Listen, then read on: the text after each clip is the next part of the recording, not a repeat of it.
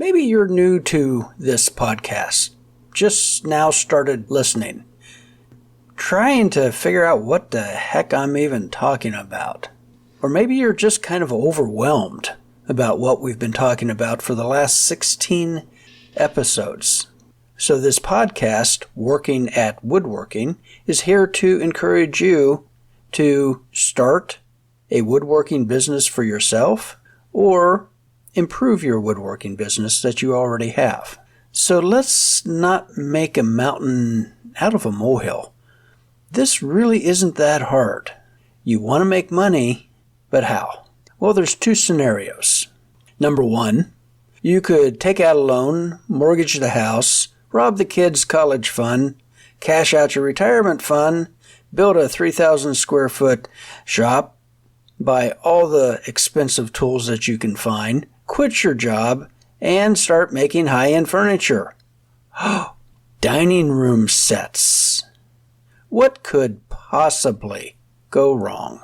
Or scenario number two, start making something small.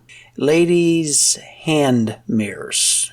Turned cases, like a pillbox, or maybe USB drive cases. Coffee scoops. Something simple, in your spare time. Come on, give up Netflix for a couple nights. You can do this on the weekends, or in the morning before the kids get up. Or, and this is one of my favorites, tell your friends and family that you can repair furniture. Even if you're not sure you can. Furniture's not that hard. You can usually figure it out. And with YouTube, you can learn just about anything. So keep your day job. You probably already have all the tools that you need, and you might even have all the materials that you need. Just get started. This isn't rocket surgery. Hello, my name's Roger Kugler. This is Working at Woodworking Podcast, episode number 17. Is now the time to start your woodworking business. I've been doing woodworking, for over 50 years. I've been doing this professionally for the last 20, and I've picked up a few tips and tricks that I would like to share with you. And most importantly, I'd like to encourage you to get into professional woodworking. Why? Because I'm getting tired of saying no to phone calls and emails from people asking me if I can do something for them. I just don't have the time. And there are so few people working in this industry now. All of my mentors are dead. Well, a couple of them have retired. But they're not in the industry anymore. And there is a great need for this. So, hence the podcast. Hopefully I can talk, one or two of you into doing this, and I think you'll find it a very fulfilling and rewarding career. So this is episode 17. We have 16 episodes in the can, as they say, and I've always been frustrated with some podcasts where I just discover the podcast and it's episode number 351 and I start listening and I have no idea what they're talking about. I'm interested in the subject, but they are so far over my head. And I just don't go back to episode number 1. That could have been 10 years ago. And especially if it's like a tech field or internet, web design, that's ancient history. I might as well be studying the ancient Egyptians. So I think I'm going to probably every 4 months kind of do an intro just explaining who I am, what I'm doing, what I'm trying to accomplish, and give you a taste of you can do this. Kind of a pep rally, pep talk type thing. So let's go ahead and get into it today. I propose two scenarios. I hope that you understand that scenario number 1 was a total joke. Do not do number 1. And the thing about the dining sets, that's a little bit of an inside joke among professional woodworkers. Dining room sets are really hard, and you can lose your shirt with them. So that's not something that I would tackle as your first project. Scenario number 2, definitely do that. It's simple. You just have to get started. So start doing any type of woodworking. Make stuff, repair stuff. Do this on a part-time basis. Do not quit your day job. So if you make stuff, how are you going to sell it? Again, let's keep this simple. Friends, family, coworkers. Maybe the church craft show or a local craft show. I talked to one gentleman who worked for like 3 years part-time doing projects for his coworkers. Steady income. Very low marketing cost right there. So you don't have to be the biggest, baddest, bestest, from day one. We're taking little steps here. So step 2 in starting your woodworking business, keep track of your income and your expenses. On the back of a napkin, an old envelope, a yellow pad, maybe an app on your cell phone. I don't care. It doesn't have to be big and elaborate. Just keep numbers. The numbers that people give you money and the numbers that you spend on stuff that goes into what you are selling. And why we're doing this is to basically keep everything legal, to keep everything honest. The federal government asked us to report any income over $400. That may have gone up to $600 this year. I'm not positive. Oh, by the way, I am not a tax professional. I am not a CPA or an accountant or a lawyer or a tax preparer or anything like that. So I'm not giving any tax advice here. Seek out a qualified professional for your tax situation. Okay, end of disclaimer. So all you need to do is just keep track of your sales and your expenses. And this is super simple. If you made over $400 on furniture repair or selling some stuff, you can just declare that on one line on your IRS tax return, and boom, that's it. If you made, $1,200, you can just one line. You're done. Your taxes for that are over. Now, of course, you're going to pay your standard tax rate on that $1,200. And if you'd like not to do that, you could take the one additional step and calculate all of your expenses for that $1,200. You may have spent $420 on materials and supplies, nuts, bolts, screws, nails, finish, sandpaper that went into generating that $1,200. And if you would like to reduce that $1,200 tax liability to $780, you simply put that on a Schedule C. 1 page. Simple to fill out. So now you're paying tax on $780. That's it. You are in business and you are taking care of your taxes. 2 steps. Simple, easy, congratulations. You are making money doing woodworking.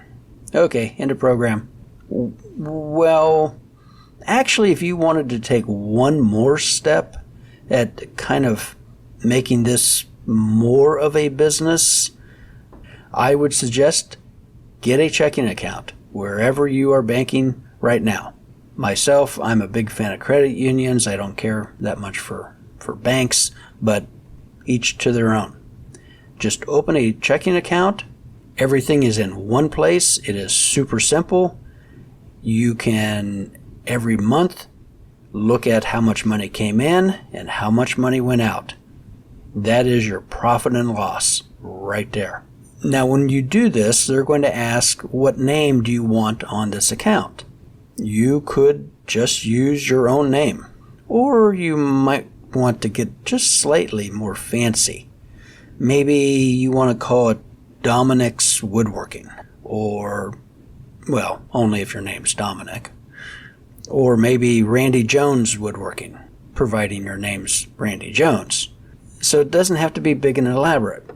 Now, there is a thing called doing business as. It's a little form that you sometimes have to fill out, just that establishes that your real legal name is associated with this business name. Super simple, nothing to worry about. So that's it. 3 steps. Simple, easy. Congratulations. You are making money at woodworking. You have a woodworking business. So this has been a rather short... Oh, okay. If you wanted to take this one more step, you could go to step number 4. And that's kind of expanding your horizons a little bit. We could even say this is getting into a bit of marketing, without actually saying that we're getting into a bit of marketing. Maybe you've been really successful selling your product at some craft shows, friends, family, co-workers, but people have been telling you, you really need to have this online. I think you could sell a lot of these things. Or maybe someone says, I have a neighbor who has a dining room table that needs repaired. How can she get in contact with you? So maybe you need an online store or a website. Maybe you need a website that you can also sell stuff on. That would be kind of convenient.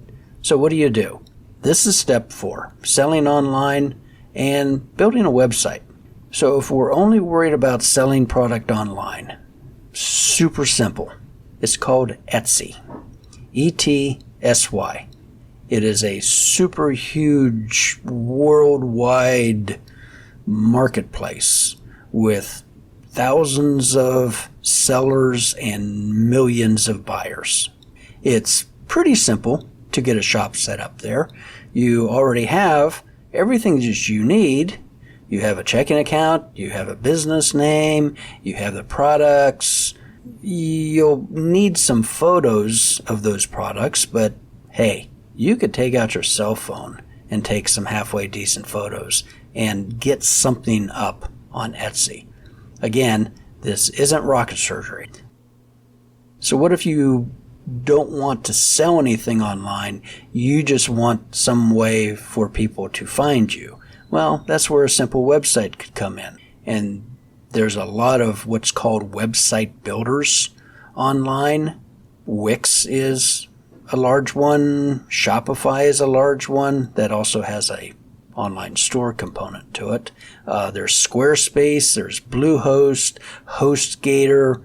There's a ton of them out there. I've actually left a link in the show notes to an article from PC Magazine that lists some of the best website builders in 2022. One more thing. Whenever you get your website, you're going to want to have a domain name. Now, the domain name is just the internet name of your business. So if you're Dominic's Woodworking or Randy Jones Woodworking, whatever, that is your domain. And it's super simple to register that. Myself, I use Google Domains, not affiliated, but I have found that to be the least expensive and one of the easiest domain registrars that you can use. A lot of the ones that I mentioned above, like Wix and Bluehost, HostMonster, you can also register your domain with them. I always like to kind of keep that separate, but if you want to register with them, by all means, go right ahead. No worries. So everything else is just the details. I would recommend that for more details, you go through and listen to episodes 1 through 12. Those are the core foundation episodes of Working at Woodworking. They will help you with more detail, more information, get your woodworking business up and running. And with future podcasts, I am going to dig into much deeper details, even more than the 1 through 12. And we'll get into some of the nitty-gritty things about building a website, selling online, finding good art and craft shows to attend, things like that. So the only thing you really need to do is, number one, get started. Making things or fixing things. It's as simple as that. Many of you have probably been toying with this idea for a while, but, it just sounds so complicated. It sounds so difficult. I'm so busy. If you want to knead an elephant, you do it one bite at a time. I have no idea why that colloquialism exists. Who eats elephant? And why would you want to eat an elephant? That is really, the point is, you just need to get started. And that's what I hope that I can encourage you to do. So my recommendation for the week is the top 5 woodworking projects that sell by 731 Woodworks on YouTube. There's a link to that video in the show notes. Missed jobs that I've had this week. To be honest with you, it's been rather quiet. I've turned down some advertisers. I've dealt with some spammers. I don't think I've actually turned down a job this week. I'm sure that I have, but I just can't think of it at this moment. I have so many other things I got to get done that I couldn't take any more jobs. Anyway, so I thank you for downloading and listening. The podcast is growing, and I really appreciate you following. Last week there was a lot of downloads, more than I think I've ever had. So hopefully this thing is helping a lot of you out there. Again, thank you to the Australian and European audience. I appreciate you tuning in. I hope the differences is manageable. And I would love to hear from you. Maybe there's some unique things in your countries that you would like to point out and share with me. And always, if you would like to send me any comments, complaints, criticisms, you can do that at roger@woodworking.com. And I do offer coaching for anyone who's kind of on the fence, not sure if they want to do this or not, or maybe you have been doing this for a while and you're not getting the results that you're really looking for. I would be happy to help with that. I will have more information up on the Working at Woodworking website. I just haven't gotten it done yet. Remember, done is better than perfect. And sometimes we just have to take small steps. I'm still taking small steps with the website and a lot of the marketing and social media things. But you're always welcome to shoot me an email. I would be more than happy to talk with you.